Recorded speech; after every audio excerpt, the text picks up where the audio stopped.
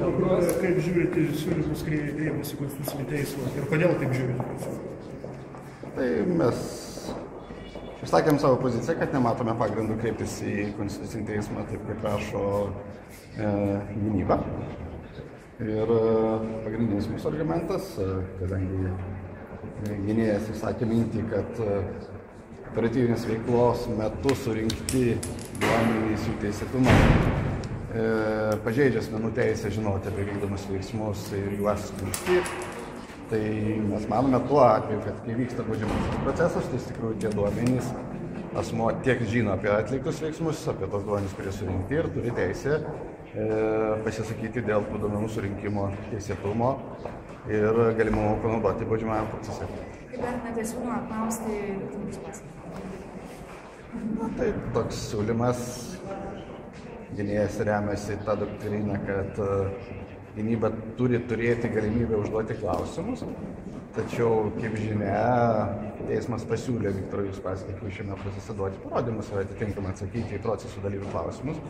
Ir kaltinamasis procese turi teisę atsisakyti tą daryti ir jis tą padarė, todėl tiesiog tas prašymas negali būti vykdomas dėl kaltinimo pozicijos. Kokios įtakos procesų turės, jeigu apeliacinis teismas atmes jūsų prašymą dėl draudimo partijoms susijungti? Tai įtaka vienintelė, tai yra, vadinasi, planuojamas partijos susijungimas bus galimas, nepaisant vykstančių baudžiamo procesų. O jūsų argumentai pirmininkė tokie buvo, kodėl jie neturėtų jungtis? Mes iš tiesų keliame baudžiamosios atsakomybės po juridinio asmens reorganizavimo galimumo klausimą. Tai yra, ar galės būti baudžiamas naujas juridinis asmuo, kuris atsirastų reorganizacijos metu. Tai tiek ir yra. Tai mes iš tikrųjų nesutikome su pirmos instancijos teismo argumentais, kad civilinės atsakomybės principai taikytini reorganizuotam asmeniui, tai yra, kad reorganizuotas asmuo atsako už prieš tai buvusių juridinės asmens